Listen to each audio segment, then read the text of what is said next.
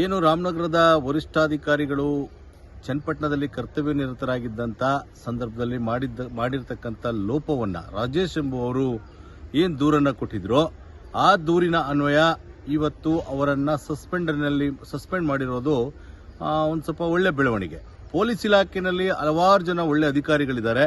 ಆದರೆ ಇಂಥ ಅಧಿಕಾರಿಗಳು ಹರೀಶ್ ಅಂತವರ ಲಂಚಗುಳಿತನದ ಅಧಿಕಾರಿಗಳಿಂದ ಎಲ್ಲೋ ಒಂದು ಕಡೆ ಪೊಲೀಸ್ ಇಲಾಖೆಗೆ ಕೆಟ್ಟ ಹೆಸರು ಬರುವಂತ ಸಂದರ್ಭ. ರಾಜೇಶ್ ಎಂಬುವರನ್ನ ಯಾವುದೇ ಪ್ರಕರಣ ಇಲ್ದೇನೆ ಮೊಕದ್ದಮೆ ಇಲ್ದೇನೆ ಅವರ ಅಂಗಡಿಗೆ ಹೋಗಿ ಸಾರ್ವಜನಿಕರ ಎದುರು ಅವಮಾನ ಆಗೋ ರೀತಿಯಲ್ಲಿ ಕರ್ಕೊಂಡು ಬಂದು ಚನ್ನಪಟ್ಟಣಕ್ಕೆ, ಅಲ್ಲೂ ಕೂಡ ಹಾಸ್ಪಿಟಲ್ ಅಲ್ಲಿ ಹೋಗಿ ಯಾವುದೇ FIR ಆಗದೇ ಇದ್ದು ದೂರ ಆಗದೇ ಇದ್ರೂ ಕೂಡ ಅವ್ರನ್ನ ಮೆಡಿಕಲ್ ಮಾಡಿಸೋದಾಗಿರ್ಬೋದು, ಮತ್ತೆ ಕತ್ಲೆ ಕೋಣೆಯಲ್ಲಿ ಒಬ್ಬರನ್ನೇ ಕೂರಿಸಿ ಅವ್ರನ್ನ ಹರಾಸ್ಮೆಂಟ್ ಮಾಡಿರೋದಿರ್ಬೋದು. ಇದರಿಂದ ರಾಜೇಶ್ ಅವರು ಬಹಳ ನೊಂದಿದ್ರು.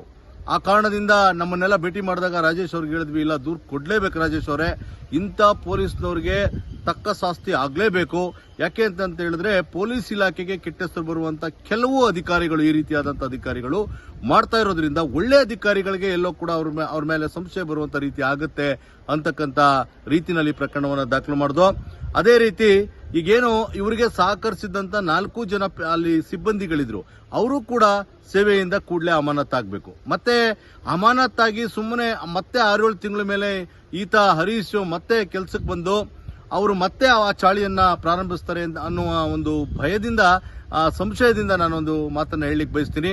ಇವರ ಮೇಲೆ FIR ಅನ್ನ ಮಾಡಿ ಕಾನೂನು ರೀತಿಯ ಹೋರಾಟವನ್ನ ಮಾಡಲಿಕ್ಕೆ ನಾವು ಸಿದ್ಧರಿದ್ದೇವೆ.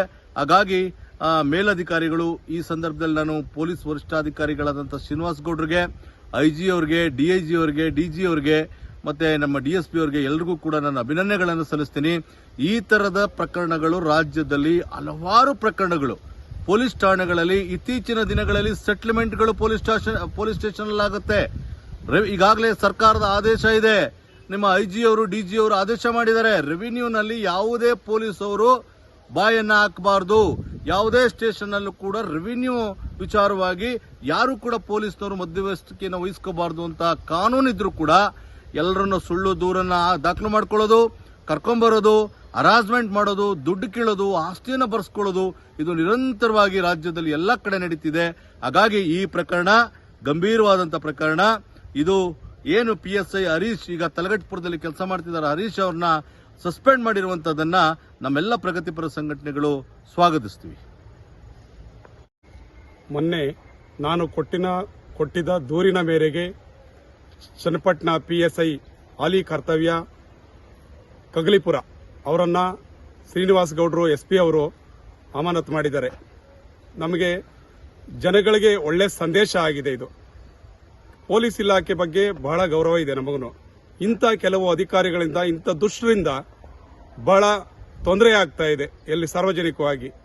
ಆ ನಿಟ್ಟಿನಲ್ಲಿ ನನ್ನನ್ನು ಅವತ್ತು ಅಂಗಡಿ ಹತ್ರ ಯಾವುದೇ FIR ಇಲ್ದೇನೆ ನನ್ನನ್ನು ಕರ್ಕೊಂಡೋಗಿ ಪೊಲೀಸ್ ಅವ್ರನ್ನ ಅಕ್ಕಪಕ್ಕ ಕೂರಿಸಿ ನನಗೆ ಅರೇಂಜ್ಮೆಂಟ್ ಮಾಡಿ ತಿರ್ಗಾ ಅಲ್ಲೋಗಿ ಕತ್ಲೆ ಕೋಣೆಯಲ್ಲಿ ಕೂಡ ಹಾಕಿ FIR ಇಲ್ದೇನೆ ಹಾಸ್ಪಿಟ್ಲಿಗೆ ಕರ್ಕೊಂಡೋಗಿ ಮೆಡಿಕಲ್ ಮಾಡಿಸಿದ್ದಾರೆ. ನಾನು ಯಾಕೆ ಸರ್ ನಾನೇನು ತಪ್ಪು ಮಾಡಿದ್ದೀನಿ ಅಂತಾದ್ರೂ ಆತ ಕೇಳಲಿಲ್ಲ. ಇಲ್ಲ ದುಡ್ಡು ಕೊಟ್ಬಿಟ್ಟು ಸೆಟಲ್ಮೆಂಟ್ ಮಾಡ್ಕೊಂಡು ಹೋಗಿ ಅಂತ ಹೇಳ್ತಾರೆ. ನಾನೇನು ತಪ್ಪು ಮಾಡಿದ್ದೀನಿ ಸರ್? ಮಾನಸಿಕವಾಗಿ ನಾನು ಅವತ್ತು ಬಹಳ ನೊಂದಿದ್ದೀನಿ. ನಮ್ಮಂತವ್ರದೇ ಹೀಗೆ ಆದರೆ, ಸಾಮಾಜಿಕ ಕಾರ್ಯಕರ್ತರುಗಳು ಮತ್ತೆ ಸಂಘಟನೆಯವ್ರದೇ ಈ ರೀತಿ ಆದರೆ, ಇನ್ನು ಸಾರ್ವಜನಿಕರ ಕಥೆ ಏನು, ಅಮಾಯಕರ ಗತಿ ಏನು? ಪೊಲೀಸ್ ಇಲಾಖೆ ಬಗ್ಗೆ ಗೌರವ ಇದೆ. ಎಂತ ಅಧಿಕಾರಿಗಳನ್ನ ನಾವು ನೋಡಿದೀವಿ. IG ಅವರು ಮತ್ತೆ ಹೋಮ್ ಮಿನಿಸ್ಟರ್ಗೆ ಮತ್ತೆ DIGಗೆ ಮತ್ತೆ ವರಿಷ್ಠಾಧಿಕಾರಿಗಳಿಗೆ ದೂರು ಕೊಟ್ಟಿದ ಮೇರೆಗೆ ಇವತ್ತು ಅಮಾನತು ಆಗಿರುವಂತದ್ದು ನಾನು ಬಹಳ ಸಮಾಧಾನ ತಂದಿದೆ.